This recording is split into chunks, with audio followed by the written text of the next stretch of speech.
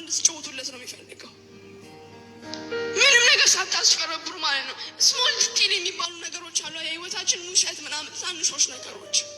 እነሱ ስሞል ዲቴል የሚባሉት ነገሮች ሳናጭበረብር እንድጫወት ይፈልጋል እግዚአብሔር። ይሄን ያ ማለት የፈለግኩት እንደ መግቢያ የፈለግኩት ስለ አይደንቲቲ ላወራ ስለሆነ ነው፣ ስለ ማንነት ማለት ነው። መሳፍንት ምዕራፍ 7 ላይ ታወጡልኝና እናንተ ያወጣችሁ ያለ ይህን ታሪክ ነግራችኋለሁ።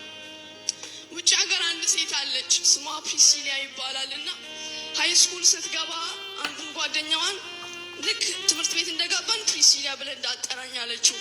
ስሟ የሆነ አሪፍ አትራክቲቭ እንዲሆን ፈልጋ ዲ እና ኬ የሚሉ ቃል ፊደሎችን ወሰደችና ስሜ ዲኬ ነው አለች። ስሟ ግን ማን ነው? ፕሪሲሊያ ነው። እሷ ዲኬ ነው ዲኬ ብለህ ጥራኝ አለች እና ገባች። እንደዛ የተባለች ነው የምትጠራው ሃይ ስኩል ላይ። ድንገት እቺ ልጅ ታመመች። ቤተሰብ ተጠራና እናቷ መጣች። ከዛ በኋላ እናት የመጣ የምትፈልገው ፕሪሲሊያን ነው። ነርሷ ግን ፕሪሲሊያ የምትባል ሴት አታውቅም። በጣም ተጨቃጨቁ። ፕሪሲሊያ ተኝታ እየሰማች ነው ያለችው ታማሚዋ።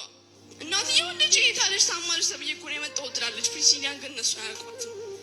ከዛ በኋላ ያው እናትም ስለሆነች ታወቀና ቤት ይዛት ትሄዳለች እናትየው። ከዛ በኋላ ቤት ከሄዱ በኋላ አንድ ነገር ክሊር ማድረግ ፈልጋለሁ አለች እናትየው። ስምሽን አንቺ የፈለግሽውን ብለሽ ራስሽን መጥራት ትችያለሽ አለቻት። ጓደኞችሽም የፈለጉትን ብለው ሊጠሩሽ ይችላሉ። ማንም ምንም ብለው ሊጠሩሽ ይችላል። ግን የትምህርት ቤት ዲፕሎማ ወረቀትሽ ላይ ዲ ሆነ ኬን ማየት አልፈልግም አለቻት። ፕሪሲሊያ በሚለው ጽሁፍ ነው መጻፍ ያለበት። ለምን?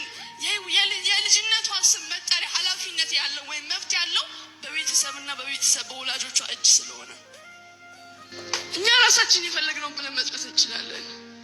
ጓደኛችን የፈለገውን ብሎ መጥራት ይችላል። እኛ ማንም ማለት ነው ተስፋ ቢስ ምናምን የፈለገውን ብሎ መጥራት ይችላል።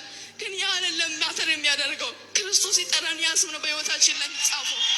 ኢየሱስ ጌታ ነው። እግዚአብሔር እንድታሸንፉለት አይፈልግም። የህይወታችሁን ካርታ ያለማጭበርበር እንድትጫወቱለት ነው የሚፈልገው።